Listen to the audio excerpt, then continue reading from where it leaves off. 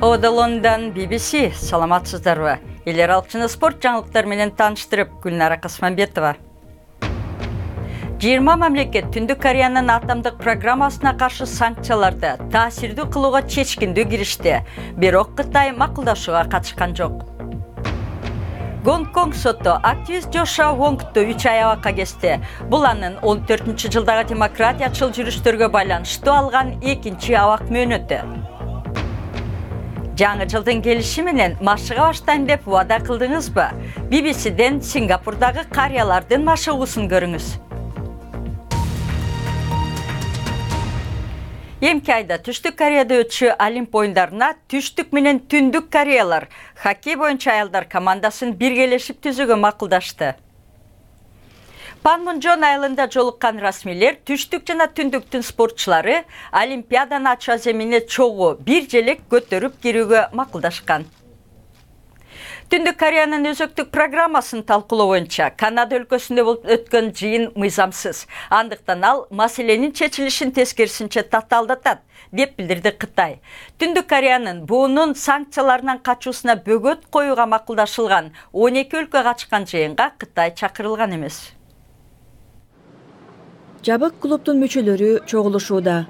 1950-жылдарда Корея согушу башталганда ушул өлкөлөр Бириккен Улуттар уюмуна аскердик көмөк көрсөткөн. Корея азыр жараткан коркунучтардын алдында алар тилектештигин көрсөтүүдө. Алардын арасында Кытай көрүнгөн жок. Кытай 50-жылдарда душман деп саналса, Пхеньяндын тегерегиндеги азыркы кризисте анын ролу өтө олуттуу. Кытайсыз эмне ишке ашат деген суроо тигинен туруп калды.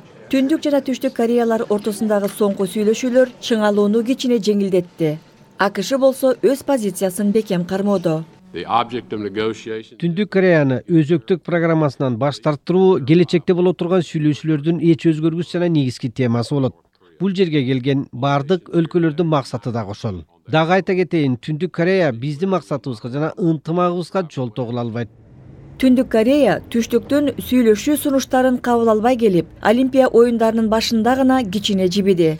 Түндүк Корея спортчуларын жана музыканттарын жөнөтүүгө макул болду. Бирок Ким Чен Ын эмне себептен бул кадамга барды деген суроо туулат.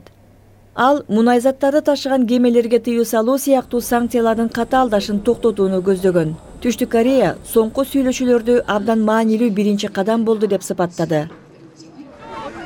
Олимп оюндарынын тынчтык парады 2 айга чейин созулушу мүмкүн. Бирок жалгыз эле парад көйгөйдү чечпейт. Ким Чен Ын өзөктүк программасынан баш тартпаса, кризис улана берери анык.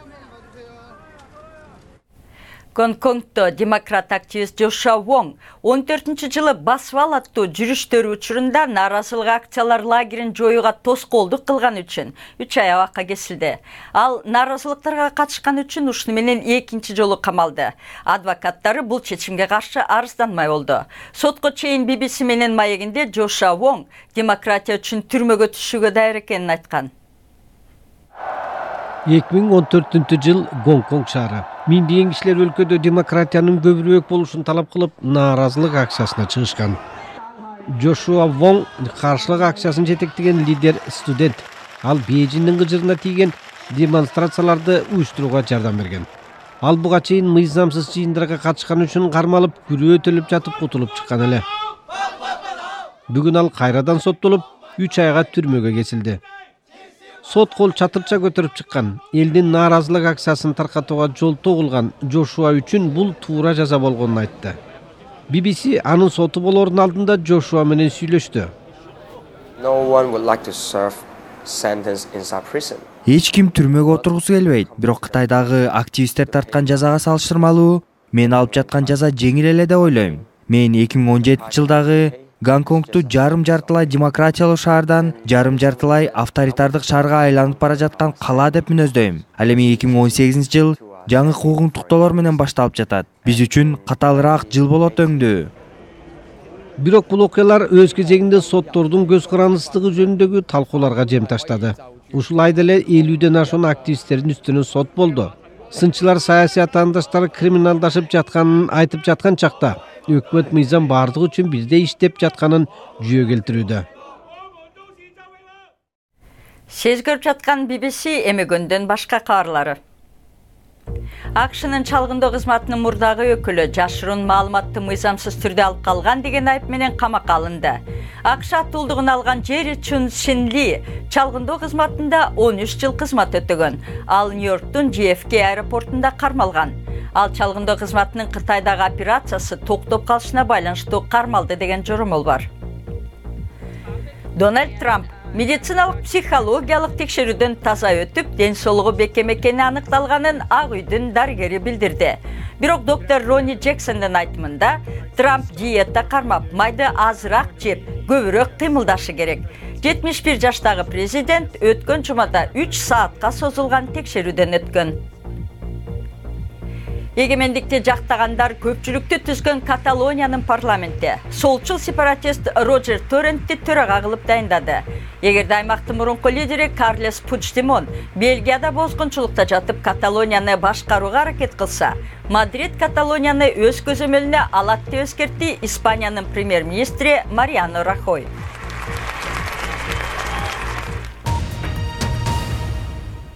Жаңы жылда көптөгөн кишилер көбүрөөк кыймылдаганга аракеттенип машыга баштайт. Биз болсо пенсия курагына жетип калган кишилердин кыймылдуу жүргөнүнө баа бердик. Глобалдык иликтөөгө караганда 2018 жылы улуу муундун өкүлдөрү көбүрөөк кыймылдап, зирек жашоого басым кылмакчы. Сингапурдагы карыялардын аракетин көрөлү. Менин машыгуу кылгым келчү эмес.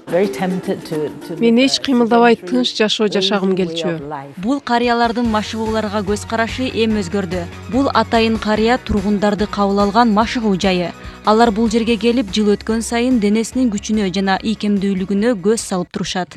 Мен 60 жашыман баштап көп чыгыла баштадым. Мага көбүрөөк кыймылдоо керек болду. Мен бул жерге жумасында кеминде 2 жолу келип турам деп максат койдум. Мен көз карандысыз басып жүргүм келет. Улгайганымда жыгылбай өзүм басып жүрүүнү каалайм.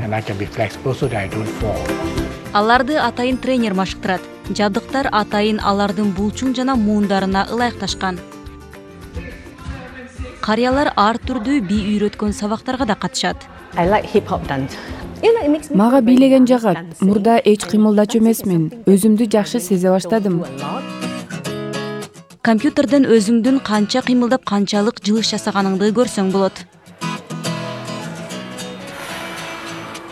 Бул сабактарга келип машыга баштагандан бери ден соолугумда чыңала түштү.